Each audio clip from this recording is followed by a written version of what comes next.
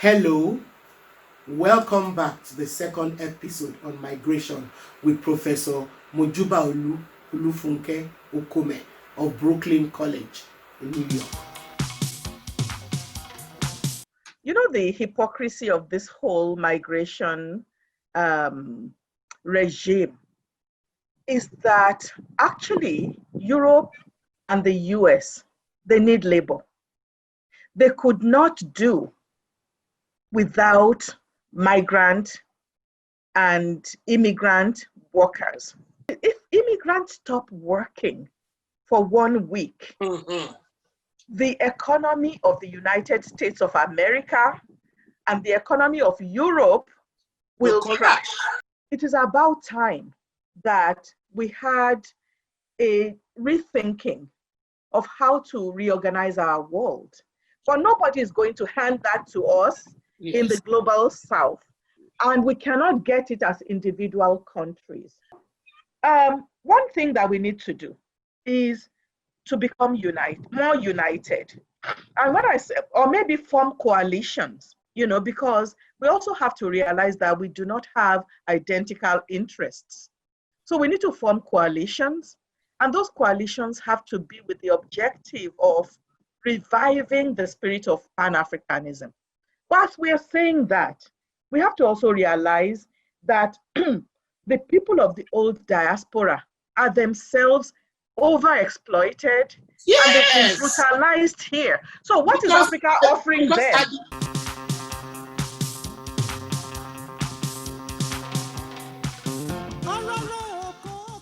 So what is Africa offering to the diaspora that we're going to say should make them interested in Africa? A lot of times, Africa is saying, come and make your investment.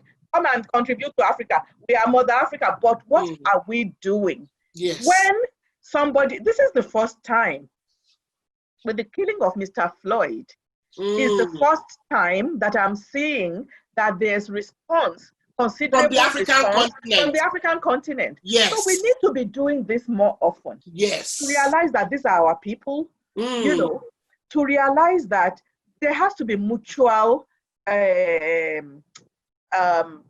love, mutual care, mutual assistance. African Americans, Canadian Americans, Caribbean American people, they have a lot of issues that are similar to the issues that we have in the African continent.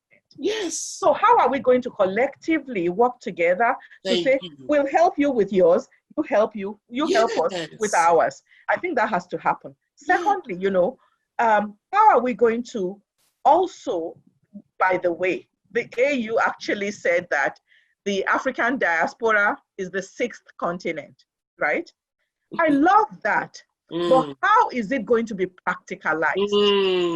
So, people who care about these issues, we need to get involved with the AU process to make sure that it is working as intended.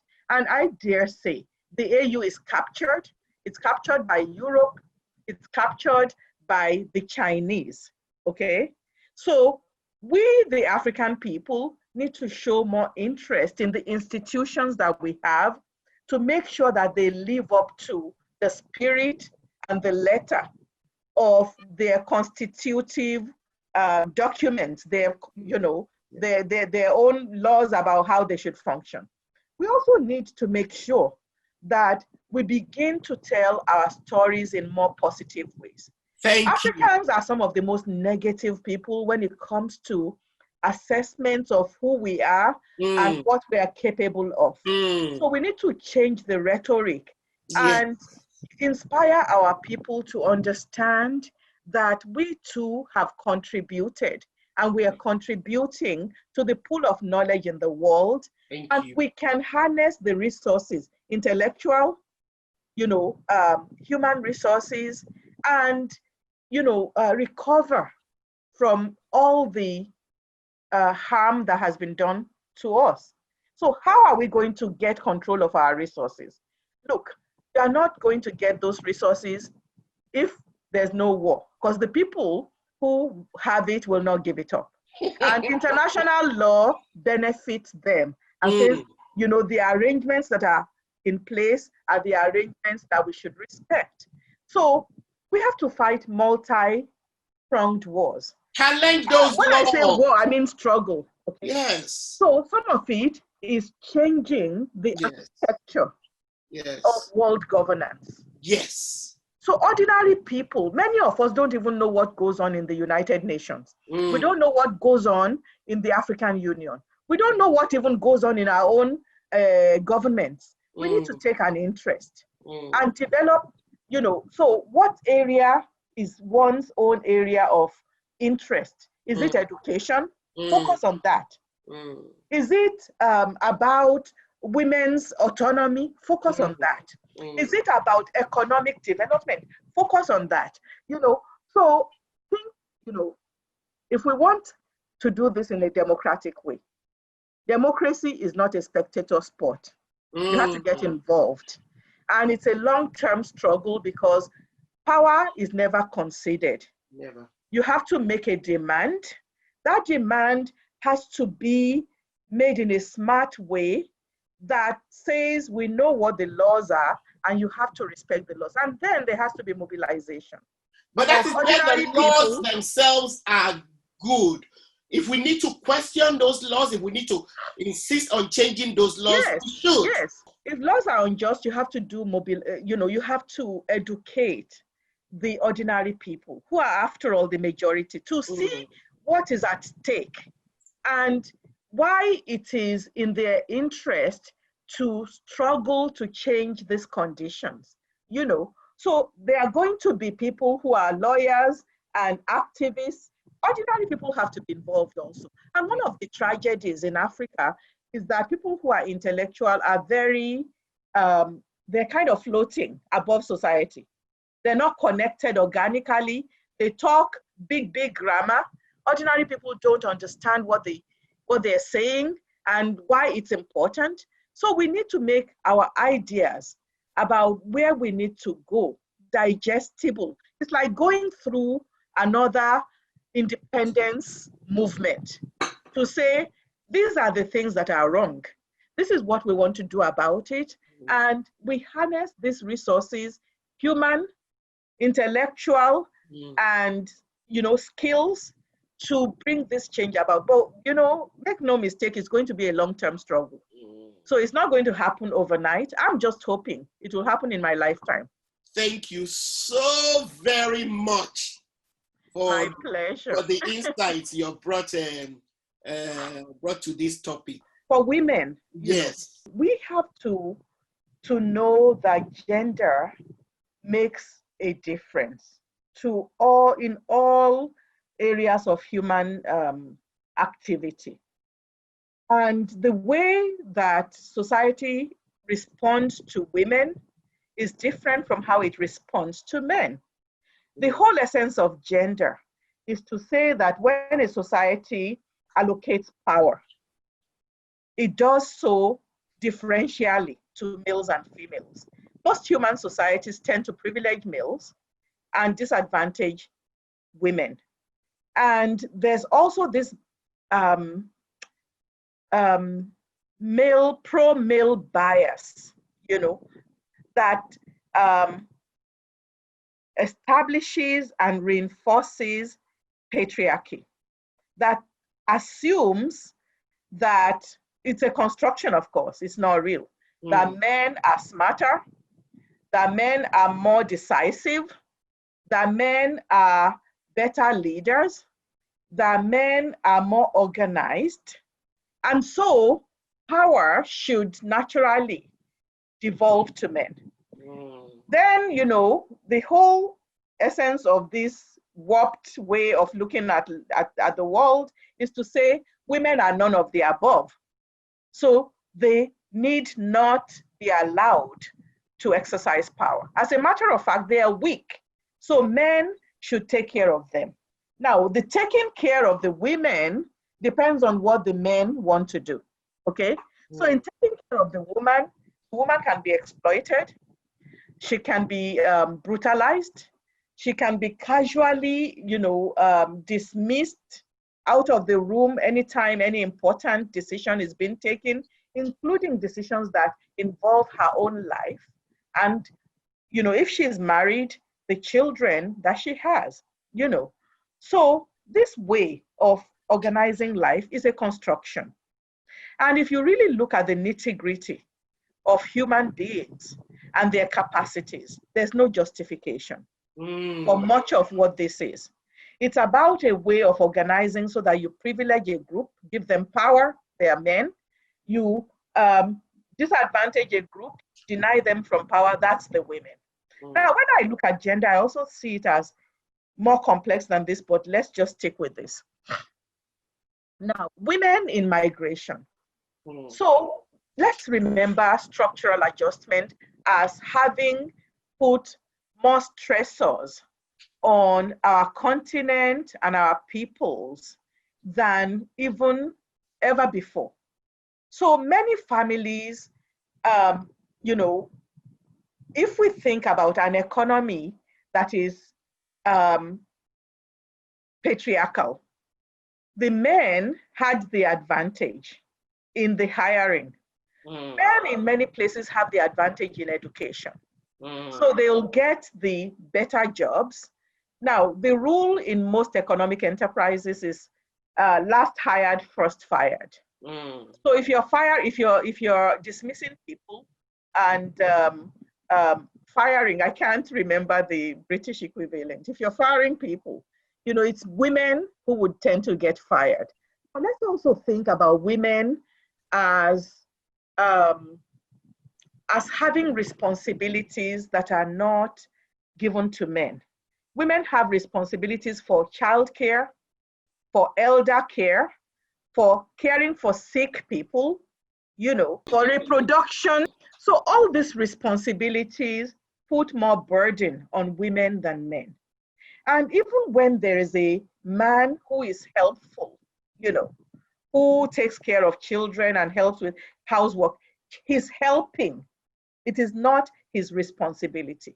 And society would want to put him on a pedestal and give him the Nobel Prize, But when a woman is doing all that, it's just her job. And it doesn't even, well, in some places on Mother's Day, they will treat the woman nicely. That's it. So this puts an additional responsibility on women. And then when economic decisions are being made about jobs, moving in order to advance yourself up the professional ladder, women would take cognizance of their responsibilities to the family. Even single women suffer these things. Many of them do it willingly. Oh, yes. But I think it's because we are socialized that this is a norm, that this is something that we should do. And if you are a woman who is, quote unquote, overly ambitious, society will traumatize you. You will be called nasty names. You will be otherized.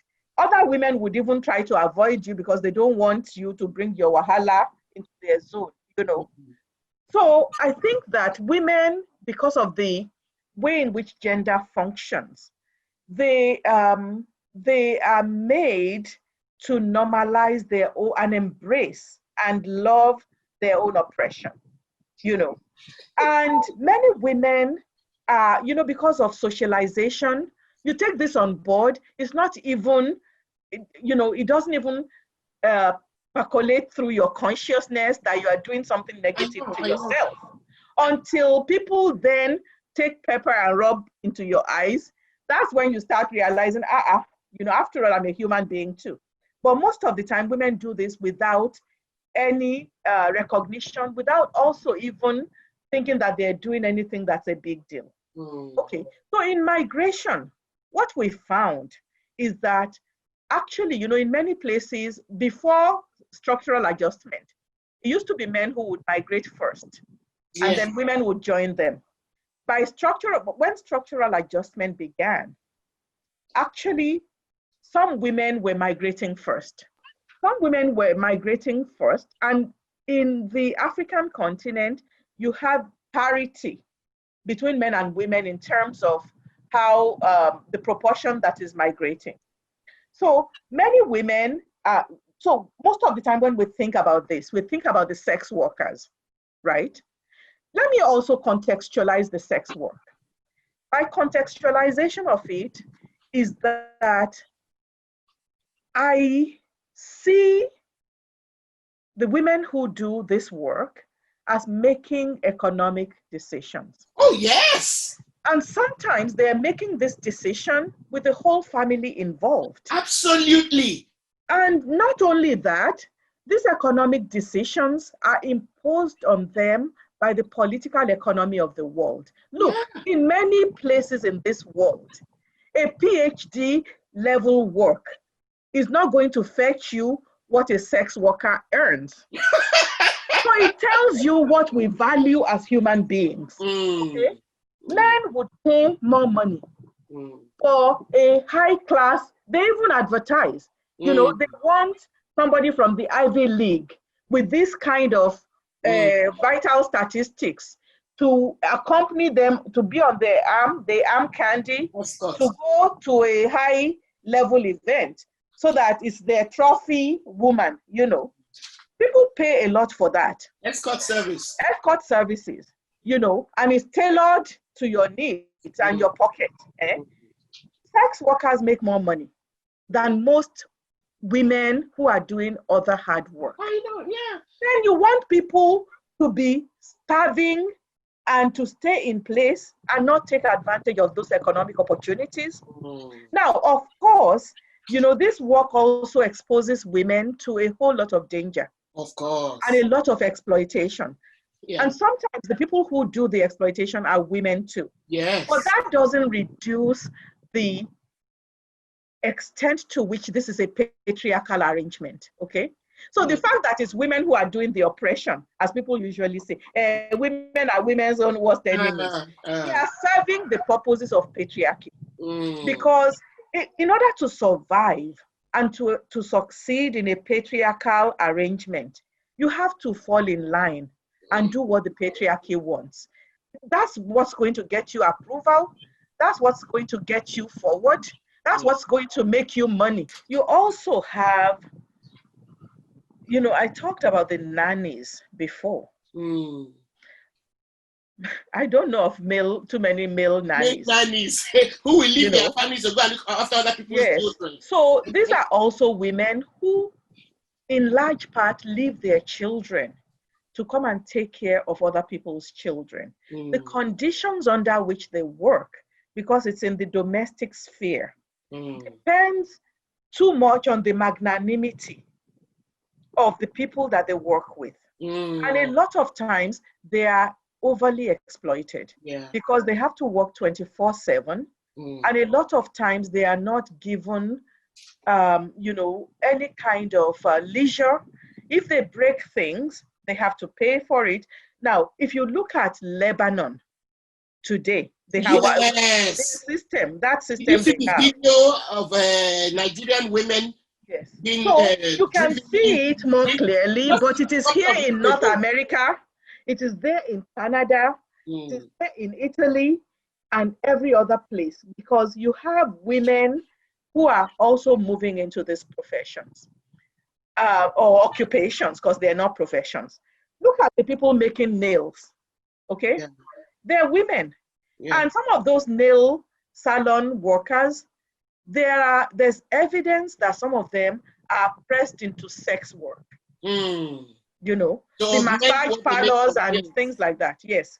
So think also about nurses and doctors.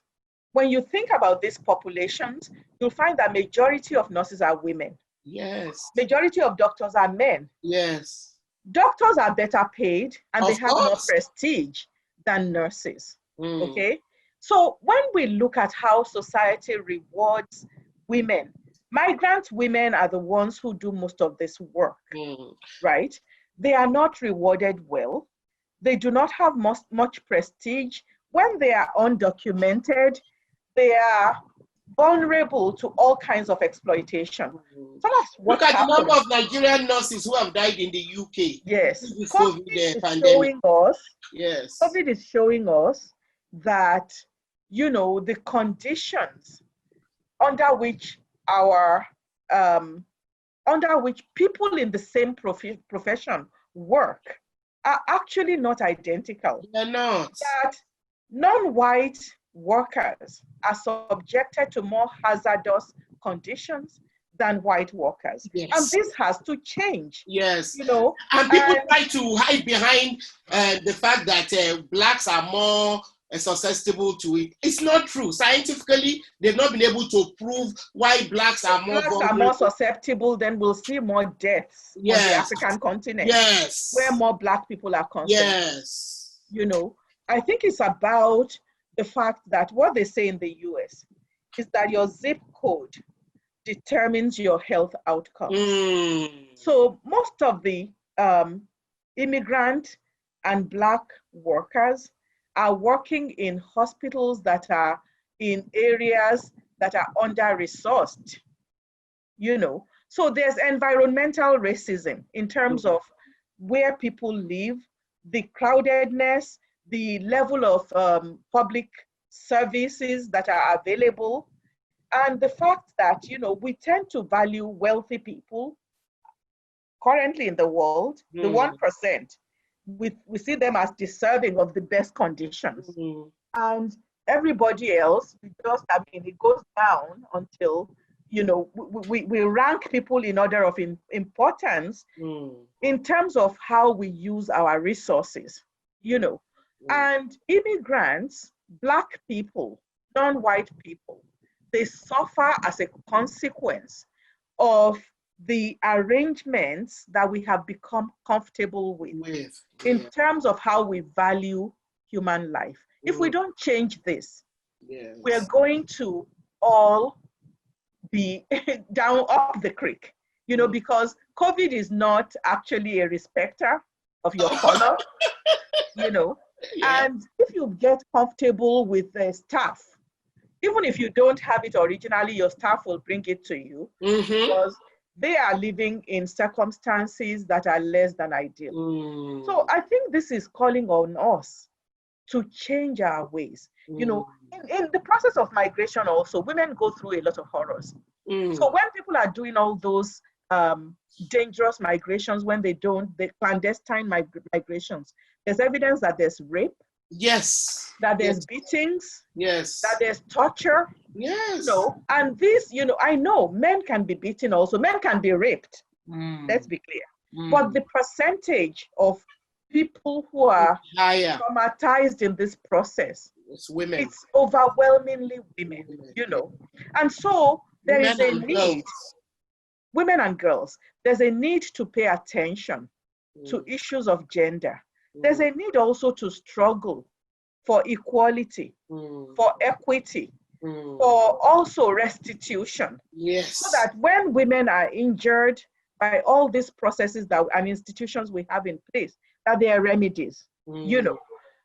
The world, when I look at it, is heartbreaking because the world is so unsafe for many young girls and women. And a lot of times, people will tell you, let's say a woman is even raped. People are going to be asking you, why was she there? What was she doing? How did she walk? How was she dressed? Yes. You know, I had to leave a WhatsApp group yesterday because a woman was saying that sometimes women incite men to rape. You know, and this is because of how we learn, you know, socialization is important. So I see an opportunity for us to do massive public education. Yes. And also a massive struggle for gender equality, massive struggle for economic justice, social justice, and also, you know, for many people, the masses. And I'm sure it is not optional. People have to familiar know. with the way in which Africa is theorized as being female. I mean, you know, I was going. You remember I said that for me, gender is more complicated. Yeah. Okay, so when you look at disadvantaged populations, they are conceptualized as female. So let's say differently abled people are seen as weak and they are kind of feminized. Poor people are feminized. The global south is feminized, the global north is masculinized. To be raped, So abused, the way I see, raided, yes, exploited, raped, plundered, yes, plundered. trashed, invisibilized. Yeah.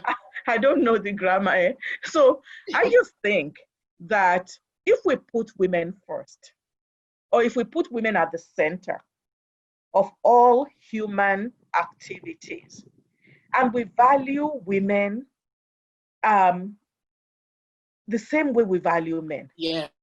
It's Some going of to be us will actually go so far and say, get rid of this notion of binary oppositions. Exactly. Also, we have also people who don't fall in either category. Yes. And we have to be conscious of that. And as Africans, it breaks my heart that we actually force people to choose one or the other.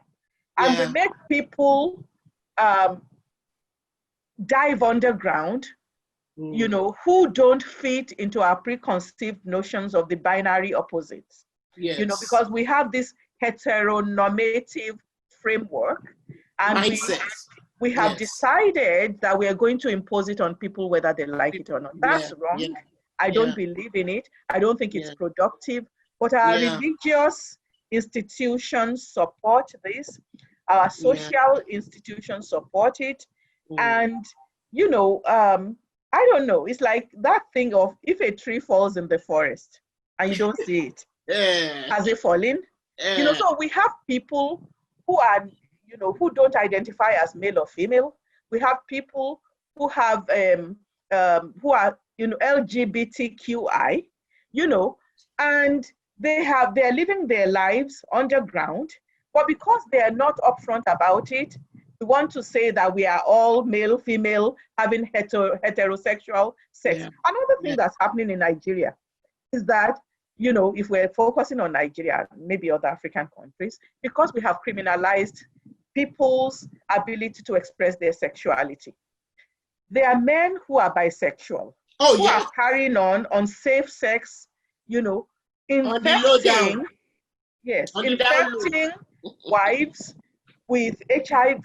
This also, we are not concerned, as long as they are not showing us that they're gay. So we need to get a grip, okay? We need to realize that God created all of us. If I want you to treat me as a human being, I should treat you as a human being regardless of your sexuality. Let God be the judge of all of us. Because a lot of heterosexual people are doing atrocities that we don't even bother to be concerned about. Pedophilia. There's pedophilia, rape, there's sexual assault, gender-based violence, all in the name of. So I love my people, but I do think we have a lot of blind spots. Yes. That if we open our eyes and our consciousness and we decide to embrace all our people, it would be for our own benefit. So I believe in equality, I believe in equity, I believe in social, economic, and political justice. Thank you. Thank you. And that's a beautiful way to round up this session. Thank you. My pleasure.